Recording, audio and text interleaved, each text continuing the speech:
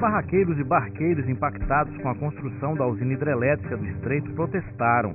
Eles reivindicam indenizações porque dizem que a atividade pesqueira será prejudicada com o enchimento do lago. Manifestações foram realizadas nas cidades do norte do estado. A hidrelétrica do Estreito está sendo construída na divisa entre os estados do Tocantins e Maranhão. A obra faz parte do Programa de Aceleração do Crescimento e está sendo construída com investimentos privados. A previsão é que em 2010 a usina já comece a gerar energia. Os indígenas também protestaram. A comunidade xerente bloqueou o acesso à balsa entre Lajeado e Miracema. Eles querem que a ponte sobre o rio Tocantins seja construída em Tocantinha e não em Lajeado. Para atravessar o rio, os motoristas tiveram que percorrer um trecho de 8 quilômetros sem asfalto e enfrentar muita fila na balsa. Em dezembro, o governador Carlos Gaguin assinou a ordem de serviço da ponte. A obra vai custar quase 96 milhões de reais e terá 600 metros de extensão. Advogados de Araguaína protestaram pedindo a construção de um novo fórum na cidade. O prédio é antigo e não comporta mais o volume de serviço da comarca. O Tribunal de Justiça do Estado informou que vai resolver o problema com a construção de um novo fórum na cidade. E a presidente do TJ, desembargadora Wilamara Leila, percorreu o estado lançando pedras fundamentais de 7 novos fóruns. O advogado Hercílio Bezerra foi reeleito presidente da Ordem dos Advogados do Brasil, seccional Tocantins. A campanha foi uma das mais disputadas da história da OAB no estado, mas a Justiça suspendeu a posse de Hercílio Bezerra depois de acatar uma ação movida pelo segundo colocado na disputa, Júlio Solimar. Ele alegou irregularidades nas eleições. O juiz responsável pelo caso determinou que o Conselho Federal da OAB nomeie uma diretoria provisória para administrar a entidade no Tocantins a partir de 1º de janeiro de 2010. A decisão é em caráter liminar. Esse ano, o governo do estado realizou as provas do concurso do quadro geral, mas o certame enfrentou vários problemas e os candidatos, até hoje, estão na expectativa. E na educação superior, o ano também foi difícil. A Unitins foi descredenciada pelo MEC. Após meses de negociação, o Ministério da Educação descredenciou a Unitins. Segundo o MEC, foram detectadas irregularidades na modalidade de ensino à distância. Outra questão levantada foi a cobrança de mensalidades, já que a universidade é pública. Antes do descredenciamento, foi proposto um termo de saneamento, onde a Unitins deveria cumprir uma série de requisitos para continuar oferecendo os cursos.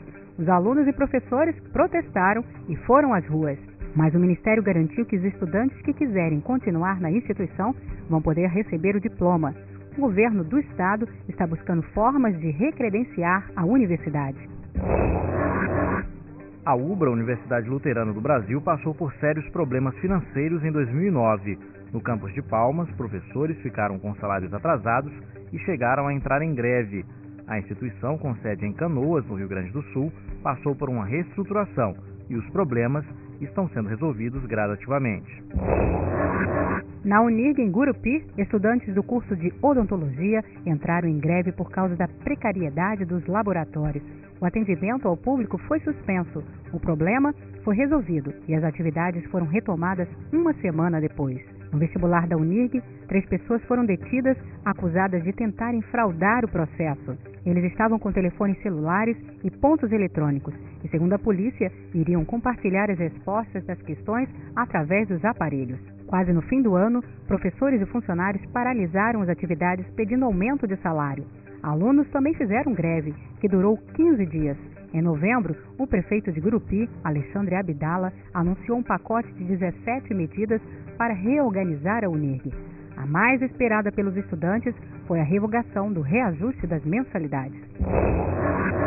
Mais de 16 mil estudantes se inscreveram no vestibular da Universidade Federal do Tocantins. Foi a primeira vez que a UFT desmembrou as vagas do primeiro e do segundo semestre. O curso mais concorrido, mais uma vez, foi o de Medicina, com 130 candidatos disputando cada vaga. Na divulgação do resultado, mais de 75% dos aprovados são naturais do Tocantins e 63% cursaram ensino médio em escola pública. Em Araguaína, polêmica no programa de crédito educativo da Prefeitura. Após denúncias de que pessoas que não precisariam do benefício estariam sendo contempladas, o município suspendeu o processo seletivo. A prefeitura também alegou a inadimplência dos estudantes. Cerca de 90% dos universitários que concluíam os cursos não devolviam o dinheiro do financiamento. A Secretaria de Educação do Estado informou que no ano que vem, o Centro de Ensino Médio de Palmas será dirigido pela Polícia Militar. No local, vão funcionar cursos de educação profissional. Os atuais professores e funcionários serão mantidos, e os alunos que já estudam na instituição vão ter as vagas garantidas. Mais de 100 mil pessoas se inscreveram no concurso do Quadro Geral do Estado. O movimento foi tanto que no dia da prova nem parecia que era um domingo. Todos em busca de uma das mais de 6 mil vagas oferecidas no certame. Mas o que era para ser a solução de um problema foi parar na justiça. Candidatos questionaram a elaboração da prova. O concurso ficou suspenso por 7 meses. O governador Carlos Gaguin, assim que assumiu, pediu celeridade no processo. Por enquanto, os candidatos ainda aguardam a divulgação da lista de aprovados. Esse ano, o governo do estado também realizou concurso público para os quadros da saúde e da educação. A seguir, o problema das drogas. O estado fez parte da rota do tráfico. E no trânsito, muitas vidas foram perdidas por causa da imprudência. Esses e outros assuntos depois do intervalo na Retrospectiva 2009.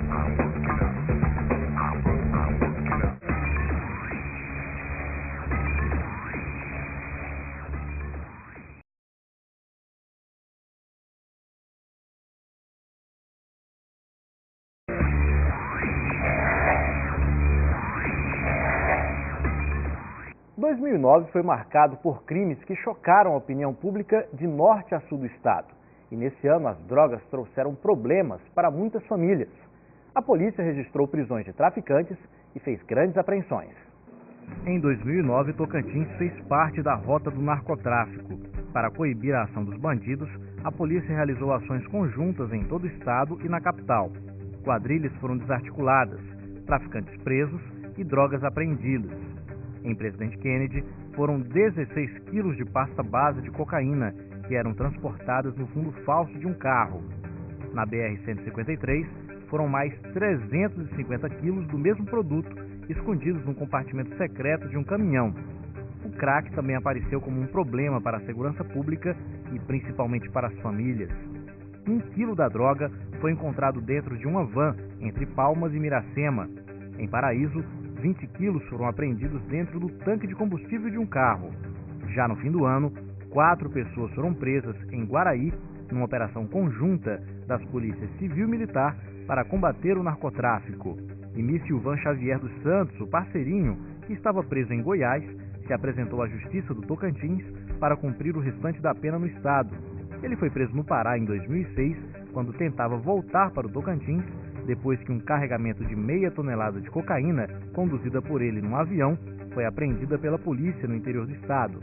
Parceirinho foi condenado a 16 anos de prisão por tráfico internacional de drogas. A Polícia Federal apreendeu em 6 estados equipamentos eletrônicos que captavam transmissões de satélites militares. Alguns deles estavam instalados em Palmas e Araguaína. Uma pessoa foi presa em Minas Gerais. Um incêndio num depósito de tecidos em Araguaína destruiu todo o estoque de roupas de uma fábrica.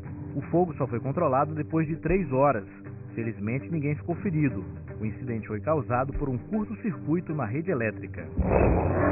Presos da unidade de Barra da Grota, em Araguaína, fizeram 6 agentes penitenciários como reféns e deram início a uma rebelião que durou quase 24 horas.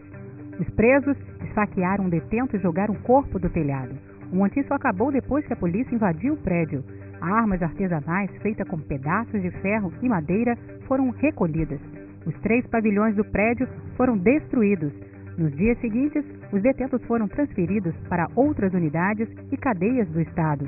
Os 20 presos federais acusados de liderar a rebelião foram levados num avião da Força Aérea Brasileira para o presídio de Campo Grande, no Mato Grosso do Sul. Agora, a unidade de Barra da Grota está passando por uma reforma geral. E os internos do Centro de Atendimento Socioeducativo do Taquari, em Palmas, também se rebelaram. Eles queimaram colchões e destruíram equipamentos do prédio. Ninguém ficou ferido.